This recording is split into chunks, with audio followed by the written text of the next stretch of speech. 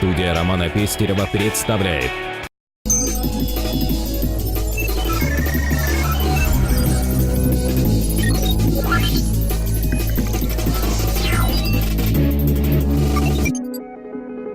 Здравствуйте! Вы смотрите телепроект «Недвижимость в Якутии», и с вами я, Роман Пестерев.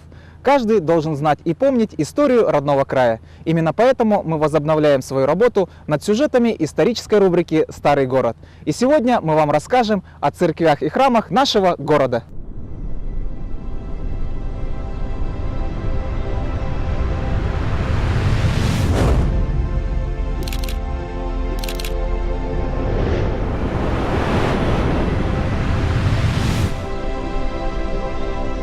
Как говорил Омар Хайям, в этом темном мире считай истинным только духовное богатство, ибо оно никогда не обесценится. Много святынь, величественных храмов и маленьких неприметных часовен было в городе Якутске, история которого скоро достигнет 4-го столетия. А истории развития православия в Якутии нам рассказал ветеран тыла Великой Отечественной войны, заслуженный архитектор ЯССР и почетный архитектор республики Карамзин Олег Георгиевич.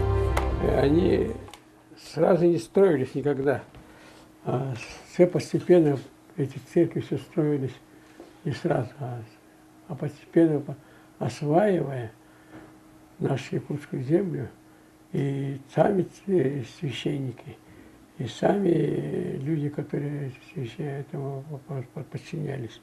И потом они создали специальную школу церковную в городе Якутске, и где уже воспитывали якутских священников. Со слов Олега Георгиевича, распространение православия стало возможным благодаря начавшемуся в 17 веке масштабному освоению нашей республики русскими православными поселенцами. Первые священники прибыли к нам еще в 1638 году, а первый храм был построен уже в 1664. Деревянная церковь Троицы. Храмы в то время выступали в качестве культурно-информационного центра для населения. В них жители узнавали о событиях, происходивших в стране и в мире, а священник был одним из немногих образованных людей в приходе. Именно с деятельностью церковных учреждений Якутии связано появление первой школы, первой книги на якутском языке, первой газеты. Из всех существовавших в Якутске православных храмов только одна церковь сохранила свой первоначальный вид и объемы – Николаевская кладбищенская церковь, ныне Градоякутский Никольский храм. Первый каменный храм к началу 19 века сильно обветшал и был разобран. Близ него купцом Шиловым на кладбище была построена деревянная церковь, освященная в 1842 году, а рядом с ней в конце 40-х годов начато строительство новой каменной. После окончания строительства каменной церкви деревянную переименовали, назвав ее Покровской, которая простояла 30 лет и сгорела в 1872 году. Святителя и чудотворца Николая якутяне весьма почитали и желали иметь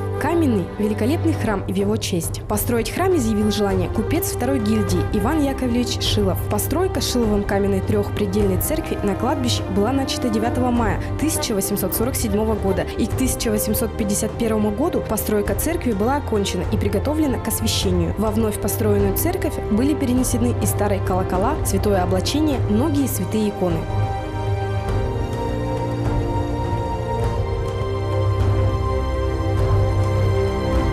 Одна из самых старинных церквей Якутска, Градоякутская Спасо-Преображенская церковь, была построена и освящена в 1846 году. Главным строителем и попечителем этого храма был якутский купец Михаил Соловьев. Новая Преображенская церковь имела богатое убранство, красивый иконостас, в достаточном количестве была оснащена церковной утварью и облачениями. В послереволюционное время Преображенская церковь разделила печальную судьбу многих тысяч храмов во всей России. В 1930 году она была закрыта, разрушена и осквернена. Со временем храм полностью утратил свой первоначальный облик, и многие горожане даже не знали, что это полуразрушенное здание – бывший храм Божий. В полную же меру работы по возвращению к жизни разоренного храма развернулись в юбилейный 2000 год от Рождества Христова. Почти за год была проделана огромная работа по возвращению храма к жизни. Первый молебен возрождающейся церкви состоялся в новогоднюю ночь под новый 2001 год. Храм вырастал и украшался на глазах горожан буквально ежедневно. И сегодня Градоякутская Преображенская церковь украшает исторический центр нашего города. Троицкий собор полностью был разорен в 30 году. Видите, какая у нее была колокольня, высокая. И она была видна со всех сторон. Вот видите, какие были люди, какие маленькие. Только какая колокольня была высокая. А вот это вот Троицкий собор сам. А сейчас это улица Каландрашвили. Вот это же церковь был Чароид. Сейчас существует Чароид. Первое здание каменное в городе Якутске 1706 года постройки.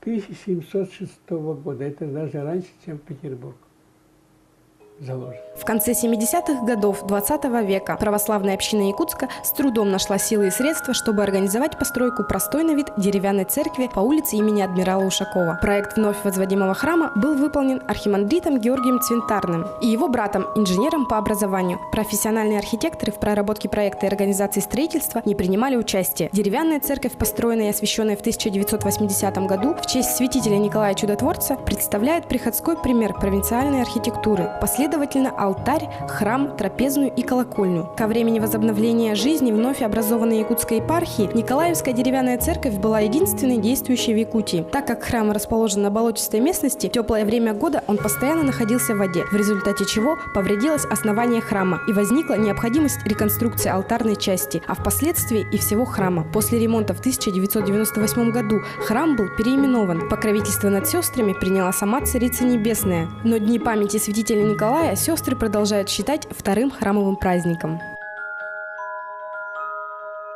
Якутский Спасский монастырь был основан при Якутском остроге в 1640 году, прибывшим из Вологды игуменом Нафанаилом на пожертвование царя Михаила Федоровича. Каменный храм в честь нерукотворного Спаса в Якутске на территории мужского Спасского монастыря был освящен 13 марта 1866 года епископом якутским Павлом. Монастырь стал первой и на начало 19 века единственной православной мужской обителью, когда-либо действовавшей в Якутии. От исторических строений на монастырской территории остался лишь двухэтажный кирпичный особняк, ныне главный корпус музея имени Ярославского. Восстановление храма началось в 2011 году. Епископ якутский Роман сообщил о намерении восстановить монастырь на историческом месте, где он был заложен в 17 веке. Деревянный храм был заложен 19 августа 2011 года. Капсулу восставания заложил епископ Гатчинский Амвросий. История православия на севере своеобразна, уникальна. Священники здесь были не только духовными пастырями, но и первыми учителями, агрономами, третейскими судьями и врачами. А храм выступал в роли культурно-информационного центра, где можно узнать о событиях в стране и мире. Первые школа, книги и газеты на якутском языке связаны с деятельностью церковных учреждений. Духовенство занималось этнографическими и лингвистическими исследованиями. Суровый климат, огромные расстояния между населенными пунктами, сообщение между которыми было только по воде или зимнику. Малая плотность населения,